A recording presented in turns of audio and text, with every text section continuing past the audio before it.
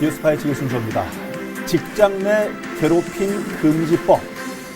지난 7월에 시행된 이후 5개월, 6개월여가 지나고 있는데요. 적용된 사례가 처음으로 나왔습니다. 관련 소식 자세히 알아보겠습니다. 이 법이 반가운 분들이 굉장히 많았을 것으로 생각이 듭니다만은 어쨌든 지금 첫 사례가 나왔네요. 네. 어떤 사례입니까? 네, 그 A 씨라고 일단 지칭하겠습니다. 예. 이 A 씨는 충청북도에서 5급 공무원으로 재직하던 분인데요. 예. 우월적 지위를 이용해서 수시로 직장 안에서 갑질을 했다라는 겁니다. 5급 공무원 A 씨가 지금 가해자군요. 네, 맞습니다. 예. 그 구체적인 내용을 몇 가지 말씀드리면 언론에도 지금 보도가 되는데요. 네네. 직원에게 폭언과 협박을 하고 예. 이 사건으로 해서 이제 피해를 받았던 직원분이 투서를 했다라는 정황을 포착하자 예. 그 해당 직원에게 문책성 인사 조치를 취하겠다라는 압력을 가했어요. 아하. 그리고 고의적으로 결제 공문을 의도적으로 반려를 하는 등의 갑질 행위를 했었고요. 예. 여기에 그치지 않고 또 어떤 그 국가 자원을 예. 공문서에 결제 없이 임의로 외부로 반출을 했었고요. 오, 그다음 예. 본인이 이제 출장을 가기 위해서는 이제 어떤 결제 과정을 거쳐야 되는데 그렇죠. 수십 차례에 걸쳐서 그 자신의 출장을 자기가 결제하는, 그러니까 일종의 전결 규정을 위반한 그런 상황도 지금 확인이 됐습니다. 셀프 결제가 공직사회에 이게 가능한 일인가요? 지금 말씀 들어보니까 굉장히 일반 회사에 근무하는 직원들도 물론 뭐 누구나 안 되는 일입니다만은 굉장히 죄질이 안 좋아 보이는데 네. 어떻습니까? 이 저 가해자라고 해야 할까요? A 씨 5급 공무원 네. 어떤 징계를 받았습니까?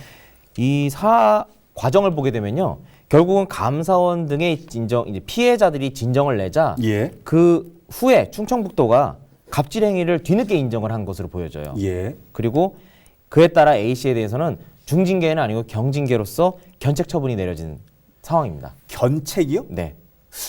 지금 앞서서 설명을 해주셨던 가해 내용들을 뭐 폭언도 있고 폭행도 있고 뭐 압력도 가했고 네.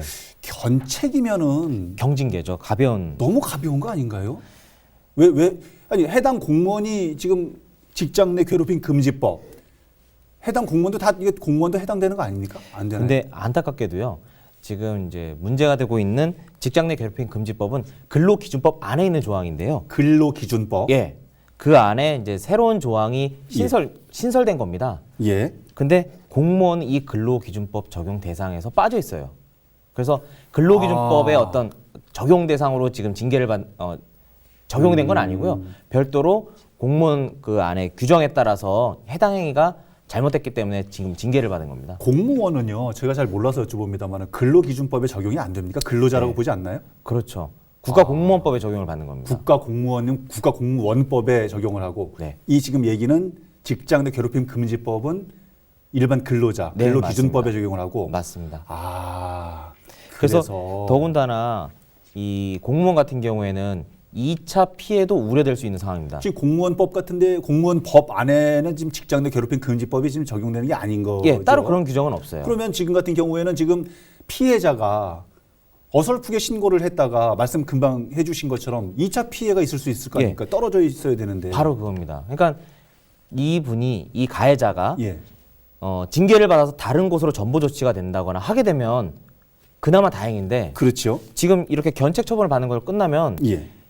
계속 여전히 상급자로서 내 위에 계속 존재한단 말이에요. 당연히 불편하고 어렵죠. 불편하죠, 어렵죠. 예. 근데 이 부분에 대해서 법적으로 뭔가 규정이 없기 때문에 피해자로서는 답답한 거죠. 이런 부분들이 구멍이네요. 그야말로. 지난 7월부터 직장 내 괴롭힘 금지법 7월 16일인가요? 시행이 됐고 지금 이제 5개월, 6개월여 이제 지나가고 있는데 네. 충북에서만 접수되어 있는 진정 사건이 20여 건이라고요? 네. 그 지난 10월 27일 날 예. 그 언론을 통해서 확인된 그 접수 건수를 보게 되면요. 네. 27건이 그 당시까지 접수가 됐다고 하는데요. 예, 예. 현 시점으로 보게 되면 또 한 달 이상이 또 지났기 때문에 2개월 이상이 지났죠. 그러네요. 예. 그러니까 더 많은 진정 건수가 현 시점으로 봤을 때는 접수했을 거라고 생각됩니다. 아하, 그렇군요.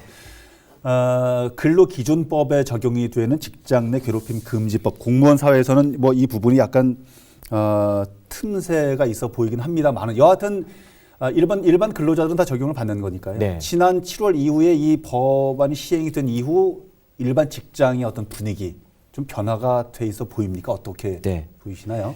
그 지난 10월에 그 직장 갑질 119라는 시민 단체가 직장인들을 상대로 여론조사를 한 결과가 있었습니다. 직장 갑질 119요. 예. 그러니까 갑질 그런 피해를 단체가. 당하신 분들은 그곳에 전화하셔서 상담도 받고 향후 어떤 조치를 취하면 되는지를 좀 도움을 받을 수 있는 곳인데요. 네, 설문조사를 했는데 그 결과를 간단하게 말씀드리면 이 예. 법 시행된 이후에 중소나 영세 기업에서 근무하는 근로자들은 오히려 그 갑질 지수가 더 악화되었고 오. 그리고 직장 내 괴롭힘이 대기업 또는 공공 부분에 비해서 상대적으로 그렇게 괴롭힘이 많이 줄지는 않았다라는 그러한 통계 그 어떤 여론조사 결과가 나왔습니다. 지금 말씀대로라면은 그러면 대기업이나 좀 중견 기업보다도 중소 영세 기업들에서 갑질 문화가 더 팽배하다는 얘기인가요? 그렇게 분석을 해야 되는 건가요? 일단은 그 수치상으로 말씀드리면요. 예. 대기업과 공공 부분에서는 갑질 지수가요. 이 갑질 지수라는 건 뭐냐면 직장 내 다양한 괴롭힘 피해 경험을 수치화한 건데요. 갑질 지수. 예. 예. 수치가 낮을수록 그 갑질이 적다라는 얘기입니다. 그렇죠. 그렇게 예. 이해를 해야 되죠. 그런데 대기업 같은 경우엔 기존에 37.5라는 네. 점수를 받았었는데 네네. 최근에 그 여론조사를 통해서 확인된 거는 30.6으로 낮아졌네요. 낮아졌어요. 공공 부분 같은 경우에도요. 예. 35.6이었다가 예. 26점으로 또 낮아졌습니다. 거기도 낮아졌고. 근데 영세나 중소기업 같은 경우엔 기존에 28.4라는 예. 수치를 그 데이터를 갖고 있었는데 지수가 다소 좀 낮았네요. 31.4로 오히려 올라갔어요. 여기는 올라갔고. 예. 영세 중소 기업들의 갑질이 더 높아졌다 이렇게 데이터상으로는 보여지는데 네. 공직 사회 대기업은 줄고 이 뭐가 좀 개선이 됐고 영세 중소 기업은 뭔가 좀 보완이 필요한 부분이 아닐까 생각이 좀 되고요. 네. 또 한편으로는요. 이게 지금 직장 내 괴롭힘 금지법 때문에 신고를 하게 되는 경우도 있고 나는 이런저런 피해를 당했습니다라고 얘기를 했는데 잘 개선이 되지 않으니까 결과적으로는 어쩔 수 없이 퇴직을 하는 경우도 있는데 실업급여를 받지 못한다. 이게 앞뒤가 잘 안 맞는 얘기인데요. 네. 직장 내 괴롭힘 금지법하고 퇴직해서 실업급여 받는 여부하고 이게 무슨 상관관계가 있죠? 그 이렇게 말씀드릴 수 있을 것 같아요. 그 직장 내 괴롭힘으로 강제 퇴직을 결국 사실상 강제 퇴직이거든요. 그러니까 어쩔 수 없이 그만둬야 되는. 어쩔 수 없이 그만두는 게 맞습니다. 예, 예. 그러니까 나가라고 하진 않죠. 하지만 해고는 안 하지만 조장을 하는 거예요. 그렇죠. 그만둘 수밖에 없게끔. 예, 따돌리고 위에 상사가 갑질하는데 거기서 버틸 수가 없으니까 그만둬야겠다라고 어쩔 수 해서 없이. 나오는 거예요. 예. 그런데 이런 경우에는 자진 퇴사로 우리 실무상을 이렇게 처리하고 있다라는 거예요.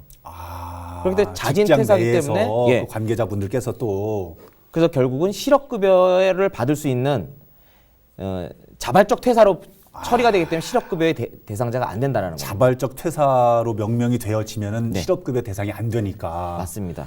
그런 역학관계가 또 성립이 되는군요. 그런데요. 예. 지금 최근에 어떤 지적이 있냐면 예. 현행 법령에서도 이게 만약에 직장 내 괴롭힘으로 이직했다라고 인정을 받는다면 예.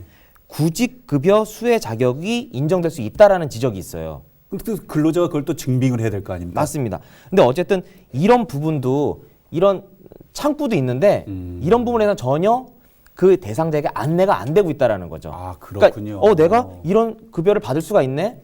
라는 것도 모르는 상태에서 실업급여도 받지 못하니까 사실상 불이익을 계속 받는 거죠.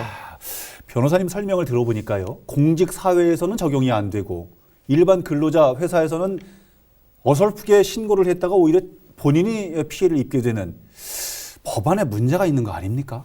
네, 현재 몇 가지 문제점이 지금 말씀드린 것도 있고요. 예. 또 사실상 가해자가 직장 내 괴롭힘을 했던 가해자에게 어떤 특별한 처벌하는 규정은 없어요. 물론 일반 형사법상의 규정을 적용해서 폭행이나 상해, 네. 협박, 모욕 등으로 처벌할 수는 있습니다만 예. 따로 직장 내 괴롭힘을 했다라는 거기에까지 해당되지 않지만 나 정말 괴롭힘의 피해를 받았어 라는 그 가해자에게 따로 형사 처벌하는 규정은 없거든요. 그럼 이런 문제로 인해서 그 사업주가 아무런 행위도 하지 않고 어떤 조치도 취하지 않는 부작위에 대해서는 또 처벌하는 규정도 없어요. 그래서 이 부분에 대해서는 예. 최근 시민단체에서도 그리고 네. 몇몇 국회의원들이 이 부분에 대해서는 좀 개정이 돼야 되는 필요성을 인식하고 있어서 지금 입법 발의가 국회에서도 지금 개정 노력이 있는 거예요? 발의는 됐습니다만 현재 어떤 진척은 안 돼 있는 상황이에요. 아유, 뭐 국회가 지금 뭐 이 지경인데 이런 법안 처리를 해주겠습니까? 답답한데 국회 빨리 정상이 돼야 이런 법안들도 좀 보완이 되고 되겠군요. 네, 맞습니다. 알겠습니다. 뭐 있으나 마나한 법, 피해자가 더 피해를 자칫 볼 수 있는 이런 법안, 우리에게는 그런 법안은 필요가 없습니다. 빨리 개정이 좀 됐으면 좋겠다는 생각을 해보겠습니다.